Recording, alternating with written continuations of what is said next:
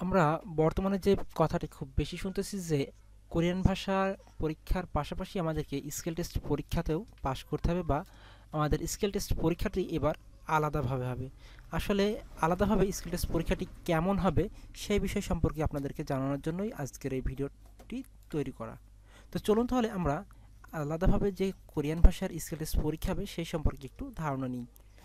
আমি আপনাদেরকে মূলত কিছু পিডিএফ দেখাবো। এই পিডিএফই কোরিয়ান ভাষার জন্য যে নতুনভাবে পরীক্ষা হবে সেই সম্পর্কে কিছু বর্ণনা দিয়ে থাকবে। আর আমরা আরও বিস্তারিত জানতে পারবো বিএসএল যখন আমাদেরকে নতুনভাবে নোটিশ জারি করে জানাবে। তবে আমরা একটু জানার জন্য মূলত আজকের এই টপিকটি আপনাদেরকে বোঝানো যে আসলে স্কিল টেস্ট পরীক্ষাটি কীভাবে হবে এবং কেমন হবে ইত্যাদি ইত্যাদি। তো লক্ষ্য করুন, আমরা এটা অনেক পুরনো পিডিএফ ফাইল থেকে আপনাদেরকে বোঝানোর চেষ্টা করছি। 3টা পিডিএফ ফাইল, আপনারা চাইলে এই পিডিএফ ফাইলগুলো ডাউনলোড করে নিতে পারেন। আমি ডেসক্রিপশনে লিঙ্ক দিয়ে রাখবো ডাউনলোডের, সেখান থেকে ডাউনলোড করে নেবেন। তো দেখেন এখানে প্রথম যে বিষয়টি হচ্ছে মূলত পরীক্ষার সময় হচ্ছে 3 মিনিট 20 সেকেন্ড, সহজতে পিন বসানো, রিং ঝোলানো, ব্লক সাজিয়ে বসানো, অর্থাৎ এই 3 ধরনের পরীক্ষা হবে। তো এখন নতুন নিয়মে কি করবে সেটা পরবর্তীতে আমরা অবশ্যই জানব। তবে আপনারা শুধুমাত্র জেনে রাখুন যে পরীক্ষাগুলোতে আসলে কি ধরনের হয়।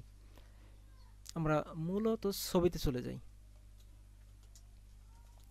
এই যে আপনার হচ্ছে পিন বসানো, মূলত এই বিষয়টা যে আপনাদের পাশে এক স্থানে পিনগুলো থাকবে, এক জায়গায় এলোমেলোভাবে থাকবে।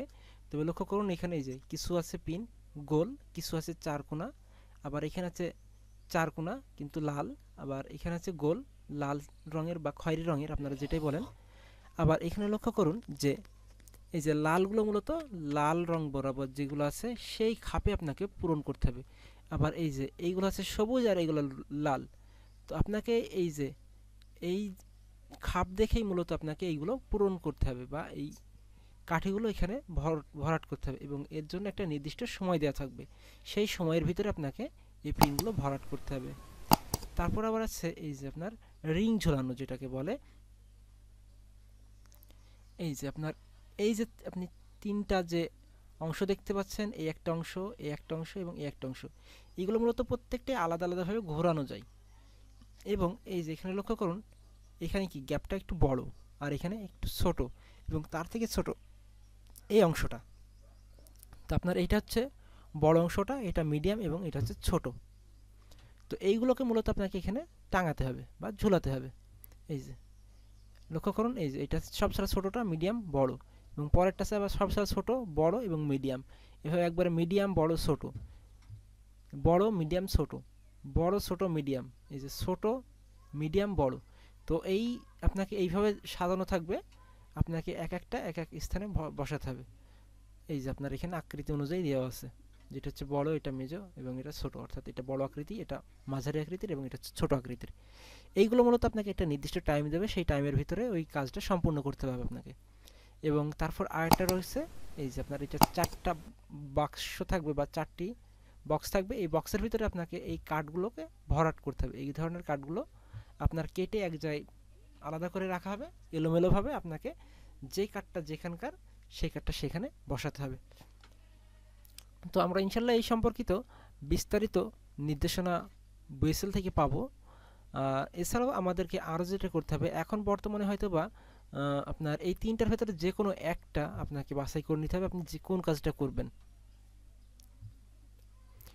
সেটা আমরা আরও বিস্তারিত জানবো ইনশাল্লাহ। তো আর কি কি কাজ করতে হতে পারে আপনাকে, সেগুলো আসুন আমরা একটু দেখে নিই।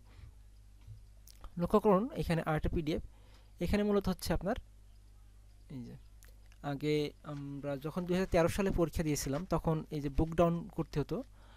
বুক ডাউনের একটা নির্দিষ্ট সীমা ছিল তখন, আমার সেটা অবশ্য মনে নাই এখন এই মুহূর্তে। তবে আপনার এই যে এখানে যে অংশটা দেখছেন, এখানে একটা মেশিন রয়েছে। এই বুক ডাউন করার সময় আপনাকে থুতনিটা এখানে ঠেকাতে হবে। থুতনি যতক্ষণ পর্যন্ত আপনি যদি না ঠেকান তাহলে কিন্তু আপনি যে একবার বুক ডাউন করেছেন সেটা গণনায় আসবে না।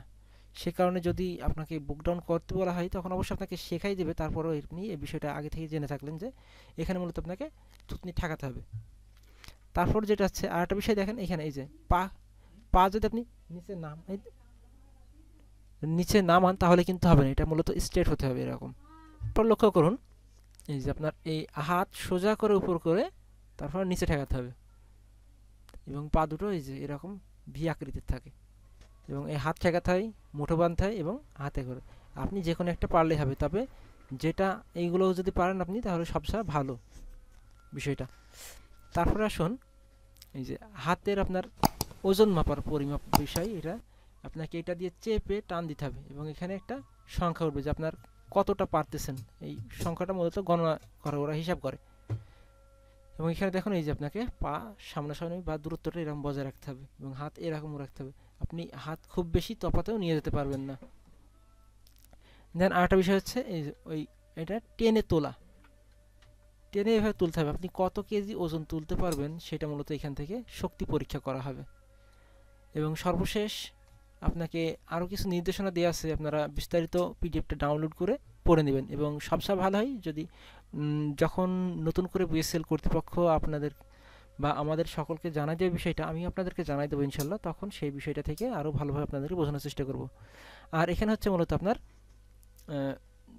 কোরিয়ান স্যার আপনাকে কিছু প্রশ্ন করবে, সেই প্রশ্নগুলো কোরিয়ান ভাষাতে আপনাকে উত্তর দিতে হবে এবং সেই সাথে বিভিন্ন নির্দেশনা করবে আপনাকে, ডানে যাও বামে যাও বা এটা কি, এই যে এই জিনিসগুলোর নাম আপনাকে মুখস্থ করে রাখতে হবে।